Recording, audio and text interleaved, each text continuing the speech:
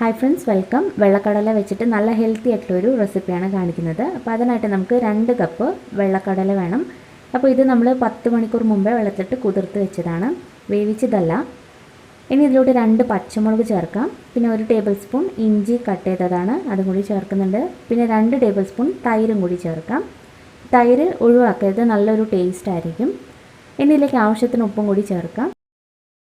വളരെ കുറച്ച് വെള്ളം കൂടി ഒഴിച്ചിട്ട് നമുക്കൊന്ന് അരച്ചെടുക്കാം. അപ്പോൾ അരച്ചതിന് ശേഷം ഇതിലേക്ക് 1 ടീസ്പൂൺ പെരിഞ്ചീരകം കൂടി ചേർക്കാം. അപ്പോൾ പെരിഞ്ചീരകം ഇതുപോലെ അരച്ചതിന് ശേഷം വീണ്ടും ഇട്ടൊന്ന് പൾസ് ചെയ്തെടുക്കുമ്പോൾ അവിടെ ആയിട്ട് നമുക്ക് കടിക്കാൻ കിട്ടും, അതിന് വേണ്ടിയിട്ടാണ്.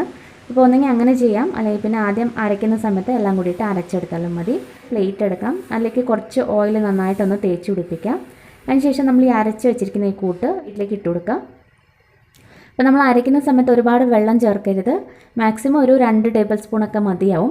ഒരുപാടങ്ങ് ലൂസായി പോയത്, ഇത്രയും കട്ടിയിൽ തന്നെ വേണം നമ്മൾ അരച്ചെടുക്കാനായിട്ട്. ഇനി സ്പൂൺ വെച്ച് നന്നായിട്ടൊന്ന് ലെവൽ ചെയ്ത് കൊടുക്കുക. പ്ലേറ്റ് ആയാലും മതി, അല്ലെങ്കിൽ ഏതെങ്കിലും ഒരു കേക്ക് ടിന്നായാലും കുഴപ്പമൊന്നുമില്ല. ഇനി നമ്മളിത് ആവി കയറ്റിയെടുക്കുകയാണ് ചെയ്യുന്നത്. അപ്പോൾ ഒരു 15 മിനിറ്റ് ഹൈ ഫ്ലെയിമിലിട്ടൊന്ന് കുക്ക് ചെയ്തെടുക്കാം. അപ്പോൾ അതിന് ശേഷം നമുക്കിതൊന്ന് ഒരു കത്തി വെച്ചിട്ട് ചെറുതായിട്ടൊന്ന് കുത്തി നോക്കാം. ഒട്ടിപ്പിടിക്കാതെ കിട്ടിയാൽ ഇത് വെന്ത് റെഡി ആയിട്ടുണ്ട്. ഇപ്പോൾ ഒരു 15 മിനിറ്റ് തന്നെ മതി ഇത് വെന്ത് കിട്ടാനായിട്ട്. അതിന് ശേഷം ചെറുതായിട്ടൊന്ന് തണുത്തതിന് ശേഷം നമുക്ക് ഇതുപോലെ സൈഡ്സൊക്കെ ഒന്ന് വിടിയിച്ചെടുക്കാം. ഇതിപ്പോൾ അത്യാവശ്യം ചൂടുണ്ട്, അതുകൊണ്ട് തന്നെ ഞാൻ നേരിട്ട് കട്ട് ചെയ്തെടുക്കുകയാണ് ചെയ്യുന്നത്. അപ്പോൾ സമയം ഉണ്ടെങ്കിൽ നല്ലപോലെ തണുത്തതിന് ശേഷം നമുക്ക് പ്ലേറ്റിൽ നിന്ന് പെട്ടെന്ന് തന്നെ വിടിയിച്ചെടുക്കാൻ പറ്റും. ഇതിപ്പോൾ അത്യാവശ്യം ചൂടുണ്ട്, അതുകൊണ്ടാണ് ഞാനിപ്പോൾ നേരിട്ട് പ്ലേറ്റിൽ തന്നെ വെച്ച് കട്ട് ചെയ്തെടുക്കുന്നത്. ഒട്ടും തന്നെ ഒട്ടിപ്പിടിക്കൊന്നുമില്ല. അപ്പോൾ നമുക്ക് ഇഷ്ടമുള്ള ഷേപ്പിൽ കട്ട് ചെയ്തെടുക്കാൻ പറ്റും. അപ്പോൾ ഞാൻ ഇതുപോലെയാണ് കട്ട് ചെയ്തെടുക്കുന്നത്.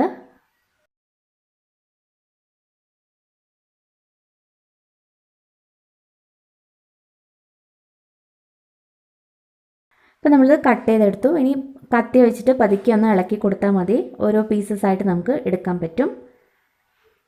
അപ്പോൾ നല്ല സോഫ്റ്റുമാണ്. അതുപോലെ തണുത്താൽ വളരെ എളുപ്പത്തിൽ നമുക്ക് എടുക്കാൻ പറ്റും. ഒട്ടും തന്നെ പീസായി പോകുന്നില്ല, നന്നായിട്ട് തന്നെ കിട്ടും. അപ്പോൾ ഓരോന്നും ഇതേപോലെ തന്നെ പീസ് നമുക്ക് മാറ്റിയെടുക്കാം. അപ്പോൾ ഇതിങ്ങനെ തന്നെ കഴിക്കാനും നല്ല ടേസ്റ്റാണ് കേട്ടോ. അപ്പോൾ ഇതുപോലെ നമ്മൾ റെഡിയാക്കി ഫ്രിഡ്ജിലൊക്കെ വെച്ചാൽ പെട്ടെന്ന് നമുക്കൊരു സ്നാക്ക് ഉണ്ടാക്കുമ്പോൾ എടുത്ത് ഉണ്ടാക്കാൻ പറ്റും.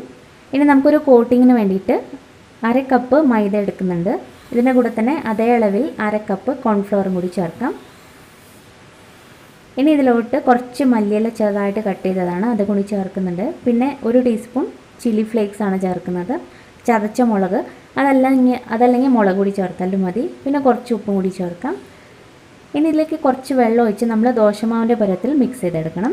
ഒരുപാട് ലൂസല്ല, ഒരുപാട് ടൈറ്റില്ല, ഈ ഒരു പരുവത്തിൽ മിക്സാക്കി എടുത്ത് വെച്ചാൽ മതി. അപ്പോൾ നമ്മുടെ മാവും റെഡിയാണ്. പിന്നെ ബ്രെഡ് ക്രംസും കൂടി വേണം. അപ്പോൾ ഇനി നമ്മൾ ഈ റെഡിയാക്കി വെച്ചിരിക്കുന്ന ഓരോ പീസും ഈ മാവിലിട്ട് നന്നായിട്ടൊന്ന് ഡിപ്പ് ചെയ്തെടുക്കുക. എല്ലാ സൈഡ്സും മാവ് നല്ലപോലെ തന്നെ കോട്ടായി കിട്ടണം, നല്ല ടേസ്റ്റ് ഉണ്ടാവുള്ളൂ. അപ്പോൾ നന്നായിട്ടൊന്ന് കോട്ട് ചെയ്തതിന് ശേഷം നമ്മൾ എടുത്ത് വെച്ചിരിക്കുന്ന ബ്രെഡ് ക്രംസിലിട്ട് വീണ്ടും ഒന്ന് കോട്ട് ചെയ്തെടുക്കുകയാണ് ചെയ്യുന്നത്.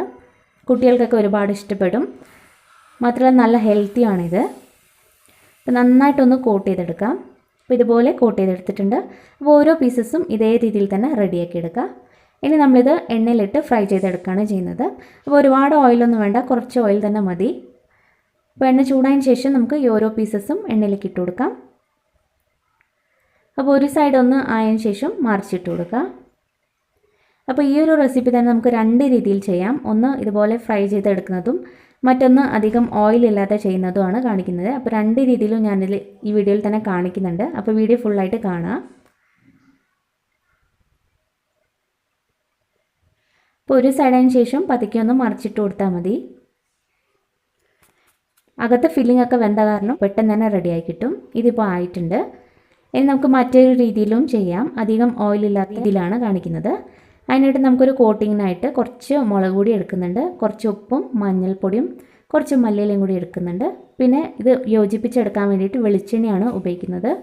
വെളിച്ചെണ്ണ വേണമെങ്കിൽ ഉപയോഗിക്കാം, അല്ലെങ്കിൽ വെള്ളം തന്നെ ചേർത്താലും മതി. പക്ഷേ വെളിച്ചെണ്ണ ആകുമ്പോൾ കുറച്ചും കൂടി ടേസ്റ്റാണ്. ഇനി ഇതെല്ലാം കൂടി നന്നായിട്ടൊന്ന് മിക്സ് ചെയ്തെടുക്കുക. അതിനുശേഷം നമ്മൾ എടുത്ത് വെച്ചിരിക്കുന്ന പീസസ് മസാലയിലിട്ട് നന്നായിട്ടൊന്ന് വീണ്ടും ഒന്ന് കോട്ട് ചെയ്തെടുക്കണം. ഇനി നമ്മൾ ദോശക്കല്ലിലിട്ട് ചെറുതായിട്ടൊന്ന് ടോസ്റ്റ് ചെയ്തെടുക്കുകയാണ് ചെയ്യുന്നത്.